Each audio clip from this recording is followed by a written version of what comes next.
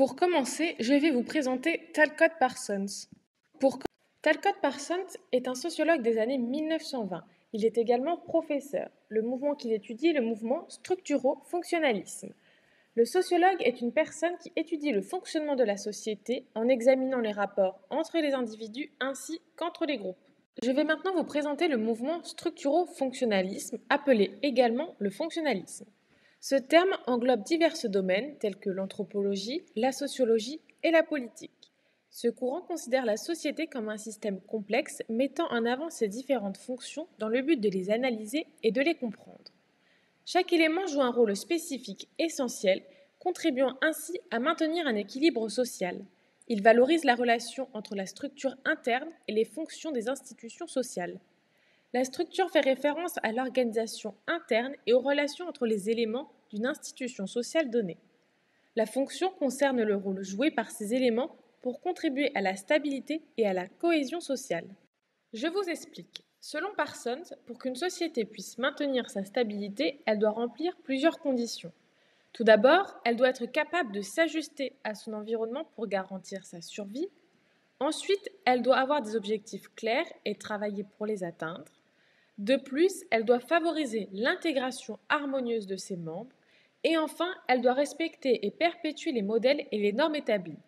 Son approche scientifique a été influencée par les travaux de l'économiste anglais Alfred Marshall, qui lui a transmis l'idée que l'analyse de l'action sociale ne peut se faire sans prendre en compte les valeurs.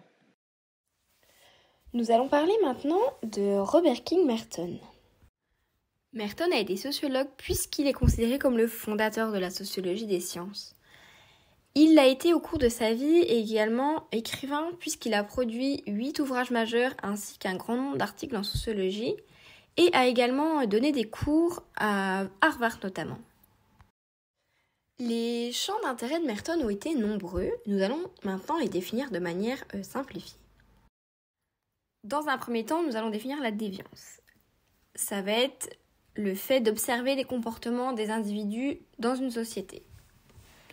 Puis l'anomie, c'est le fait de voir le changement de comportement des individus quand ils sont au sein d'un groupe ou d'une structure sociale.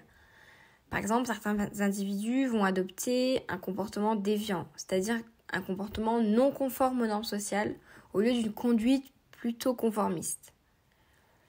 Pour ce qui est de la théorie de l'attention, ça va être l'écart entre l'espérance et la réalité qui peut nous pousser à adopter des comportements déviants.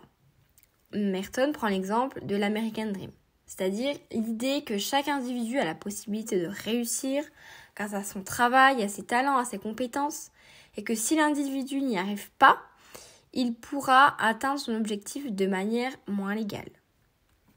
Pour ce qui est de la sociologie des sciences, on peut définir ça par comprendre les aspects sociaux de la société, c'est-à-dire examiner comment les facteurs sociaux, culturels, politiques et économiques influent sur la manière dont la science est menée.